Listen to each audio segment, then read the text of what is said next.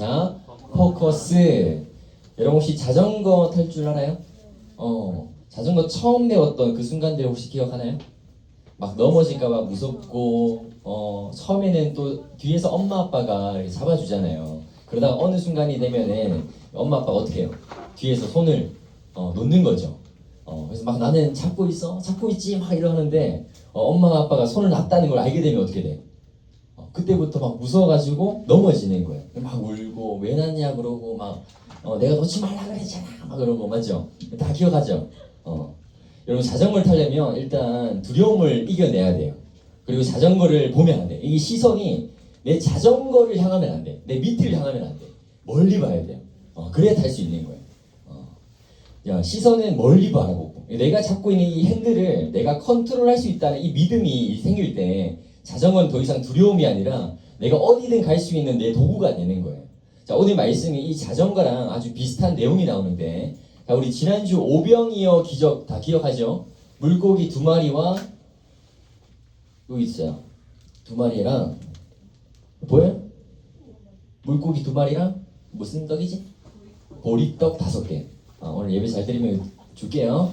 오늘 오병이어 기적을 한번 나타내 봅시다. 오늘 알겠죠? 오늘 다 나눠 먹은 거야 오늘 이거. 알겠죠? 오케이. 오늘 축사하고 오늘 나눠 먹읍시다 오늘.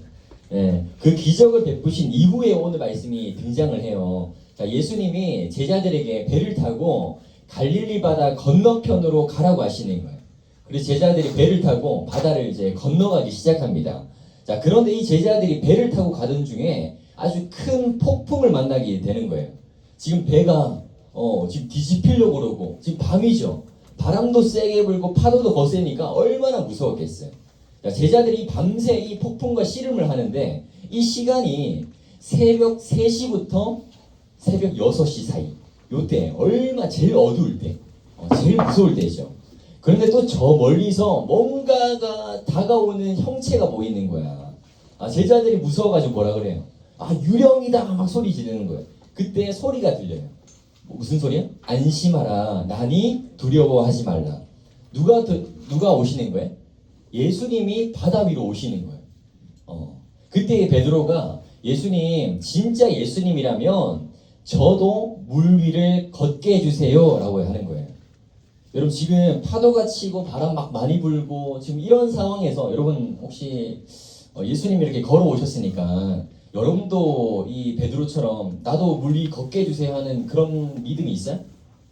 혹시 여러분 이 바다를 건널 수 있는 물 위를 걸을 수 있는 하나님 그렇게 해주시겠다고 분명히 약속하셨어요. 여러분 걸을 수 있겠어요?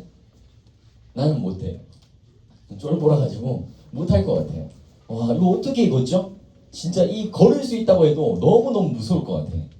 근데 이 베드로는 이 상황인데도 불구하고 예수님 저도 물 위를 걷게 해주세요 라고 하는 거예요. 이게 지금 뭐 용감하다고 해야 되는 건지 이게 눈치가 없다고 해야 되는 건지 정말 이 바다 베드로는 용감하고 믿음이 너무 대단했던 것 같아요. 예수님이 뭐라고 그래요? 베드로에게 오라 그러죠. 그렇게 베드로가 바다 위로 이제 발을 딱 내딛는 순간 아주 놀라운 경험을 하게 됩니다. 물에 빠지지 않고 정말로 이 바다에 디디면서 예수님을 향해서 한 걸음 한 걸음 나아가는 거예요. 여러분 근데 물 위를 베드로가 계속 걸었을까요? 계속 걸었을까? 우리 30절 말씀 같이 한번 읽어볼까요? 같이 시작. 바람을 보고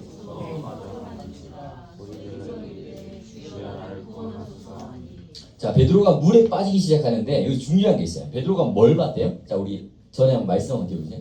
자 뭘 봤대요? 바람을 봤대요. 바람. 자 이때 여러분 바람이 눈에 보여요? 바람 눈에 안 보이죠? 여기서 바람은 바람의 결과를 말하는 거예요.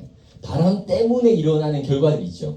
거친 파도, 지금 배가 흔들리는 상황들, 폭풍, 풍랑, 주변의 환경들, 지금 뭐 제자들도 너무 무서워하고 있고, 지금 내 모습을 보니까 지금 너무 막 파도 철렁철렁거리는데 여기서 내가 지금 서 있어. 얼마나 무서웠겠어요. 두려움이 그때 생긴 거예요. 빠지면 어떡하지? 예수님을 믿는 믿음보다 지금 상황이 눈에 더 크게 들어오니까 갑자기 걱정이 생기고 불안함이 찾아오고 내가 진짜 바다 위를 걷고 있나? 하는 의심이 생기기 시작했다는 거예요. 여러분 베드로가 어떻게 됐을까요? 의심하기 시작했을 때 발이 갑자기 푹 꺼지면서 점점 바다로 물에 빠지기 시작하는 거예요. 그때 예수님이 베드로의 손을 딱 붙잡고 이렇게 말씀하세요. 믿음이 작은 자여, 왜 의심하였느냐. 믿음이 흔들렸던 베드로에게 야, 왜 믿지 못했냐 라고 말씀하시면서 베드로의 손을 꼭 붙잡아 주시는 거예요. 그리고 예수님이 제자들의 배에 올라타셨을 때에 모든 풍랑과 폭풍이 다 잠잠해지고 멈추게 됩니다. 자, 우리 반주 한번 해주시고. 여러분, 예수님 어떤 분이세요? 네, 불 꺼주시고. 네. 여러분, 예수님 어떤 분이세요? 모든 자연을 다스리는 분이세요. 어떤 폭풍도 풍랑도 예수님의 말 한마디면은 다 잠잠해질 수 있는 거예요. 여러분, 믿어요? 정말 우리가 흔들리는 이 상황 가운데서도 예수님을 믿는 믿음, 예수님이 이 상황 해결해 줄 수 있다. 예수님이 말 한마디면은 이 풍랑과 폭풍 가운데서도 잠잠하라 한마디시면 모든 게 다 그만 멈추고 잠잠해지는 거예요. 여러분, 이 상황을 봤던 제자들이 어떤 고백을 했을까? 여러분 생각해 보세요. 밤새 이 씨름을 했답니까? 밤새 이 제자들도 사실 어부 출신이 많아요. 한 우리 제자들 중에 한 4명 정도가 어부 출신이거든요. 베드로도 그렇고. 이 어부 출신이니까 이 물에 얼마나 강할 거 아니에요. 배 타고 다니고 이거 얼마나 강할 거 아니에요. 근데 이제 이 상황을 이겨낼 수 있는 나름의 다 노력들고 있고 다 뭐 경험들도 있을 거예요. 그런데 이 어불들도 많이 탔는데도 불구하고 너무 이겨내지 못하는 폭풍과 풍랑이 찾아왔다는 거예요. 이거를 지금 시간이 몇 시라고요? 새벽 3시부터 6시 사이. 정말 어두울 때. 정말 어두울 때 바다 나가봤어요?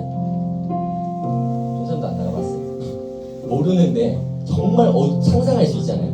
정말 어두울 거다. 그 어두움 속에 파도 치고 바람 불고 다 부서질 것 같아요. 그런 상황 속에서 어떻게 이 물 위를 걸을 수 있겠어요? 야, 이거 진짜 너무 대단한 거죠. 여러분, 그 상황을 봤던 제자들이 어떤 고백했을까요? 우리 33절 말씀 같이 읽어볼까요? 시작. 배에 있는 사람들이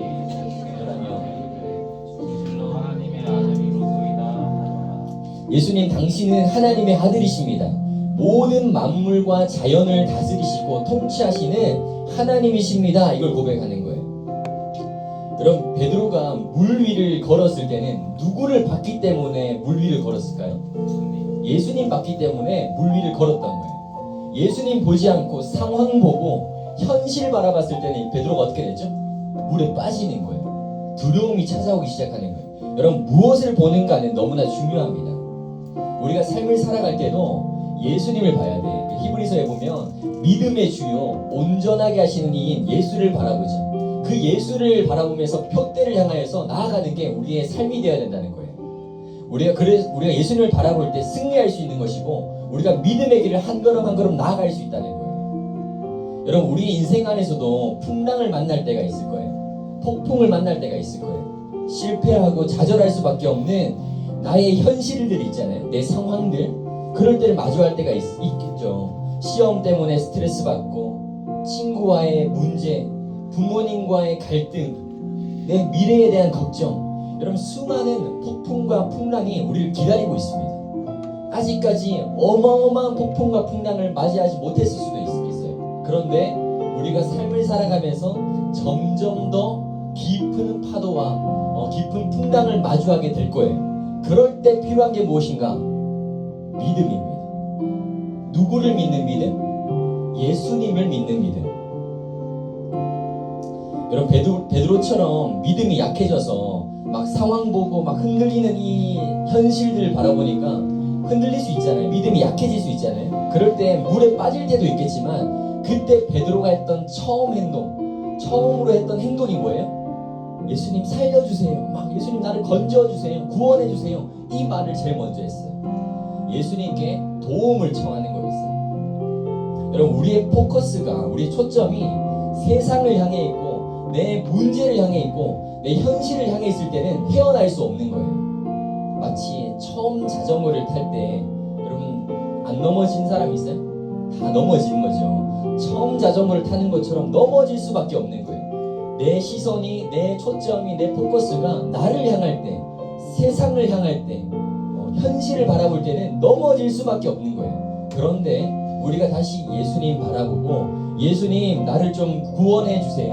예수님 나를 건져주세요. 그렇게 외치고 하나님께 나아갈 때에 하나님은 우리의 손을 붙잡아 주시는 거예요. 베드로의 손을 붙잡고 이렇게 세워주셨던 것처럼 하나님이 여러분의 손을 붙잡고 이렇게 세워주시는 거예요. 그리고 문제 가운데 있는 내 삶에 찾아오셔서 평안을 주시고 모든 것을 잠잠하게 해주시는 거예요. 여러분, 그래서 예수님 바라볼 때 어떤 행동이 나타나냐, 어떤 상황이 나타나냐, 평안해집니다. 예수님을 진짜 바라볼 때 예수님이 내 안에 찾아오시고 내 상황, 흔들리는 상황들 변함없을 수도 있겠지만 찾아오는 내 마음은, 감정은 평안입니다. 예수님이 나에게 오셨을 때 어떤 게 온다? 평안이 찾아온다고. 모든 것을 잠잠하게 해주시는 예수 그리스도. 여러분, 그래서 무엇을 바라봐야 될까요? 예수님을 바라보라는 거예요. 여러분이 처한 상황들이 어떤 상황들에 다 처해 있는지 알 수 없겠지만 여러분, 그때마다 주님을 찾는 것, 주님을 부르시는 것, 주님께 기도하는 것, 여러분 우리의 상황과 문제도 하나님께서 해결해 주실 겁니다. 아멘? 여러분, 우리의 참 많은 상황들이 있겠어요. 풍랑들이 있겠습니다. 폭풍이 있겠습니다. 그런데 그때마다 예수님 바라봐야지, 예수님 바라보면 예수님 해결해 주실 거야 라는 믿음 있잖아요. 그 믿음으로 하루하루를 살아가는 거예요. 여러분, 학교에 지금 2주 정도 개학하고 지나갔잖아요. 여러분, 평안합니까? 괜찮아요? 상황들이? 좀 어려운 상황들도 있지 않아요? 그 2주, 짧은 2주인데도 불구하고 내 마음이 좀 요동치거나 내 감정이 상하거나, 아니 내가 뭐 부모님을 통해서, 친구를 통해서 싸우고 좀 여러 가지 많은 상황들이 있을 수 있겠죠. 여러분, 그럴 때 어떻게 해야 된다? 예수님 찾아야 되는 거예요. 예수님, 제 마음이 지금 이렇게 너무 아픈데 예수님, 이 마음, 폭풍과 같은, 풍랑과 같은 내 마음 하나님 해결해 주세요. 하나님, 나를 건져 주세요. 구원이라는 거 있잖아요.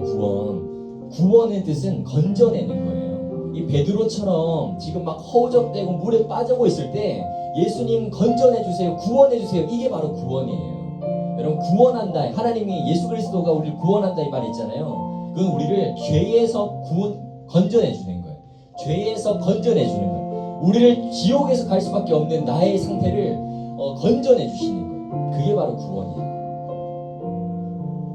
그런데 구원은 내가 천국 가는 것도 구원이겠지만 내 모든 질병과 아픔, 상처, 모든 면에서 내가 하나님 예수 그리스도를 통해서 회복되는 것, 이게 바로 구원입니다.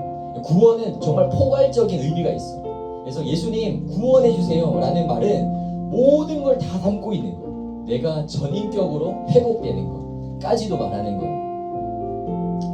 여러분, 우리 자주 부르는 찬양 중에 혼자 걷지 않을 거예요 라는 찬양이죠. 그 가사 보면 이렇게 돼 있어요. 우리 같이 한번 읽어볼까요? 보이나? 시작. 그대 폭풍 속을 걷고 있을 때, 비바람을 마주해야 할 때, 불빛조차 보이지 않아도 그대 혼자 걷지 않을 거예요. 앞에서 그대요. 또 밑에 가사가 있는데 뭐 꿈꾸는 그 길을 또 걷고 걸어요. 그대 혼자 걷지 않을 거예요. 여러분, 이 찬양 알죠? 폭풍 속을 걷고 있고 비바람을 마주해야 될 때, 오늘 말씀이랑 참 비슷하지 않아요? 그럴 때가 있다니까. 뭐 지금 폭풍이라고 하니까 뭐 비바람, 이때를 무조건 맞이한다는 게 아니라 인생 안에서의 폭풍과 풍랑, 이때를 맞이할 때가 있다는 거예요. 너무 무섭고 내 힘으로 이겨낼 수 없는 그때를 맞이할 때가 있는데, 그때 여러분 혼자 걷지 않는다. 이 말은 뭐예요? 하나님이 나와 함께 하신다는 거예요. 여러분이 걷고 있는 그 길 하나님께서 함께 걷고 계십니다. 우리가 해야 될 것은 포커스입니다. 우리가 바라봐야 될 것은 오직 주님이고, 주님을 믿고 주님을 바라보는 거예요. 여러분, 주님이 하실 거예요.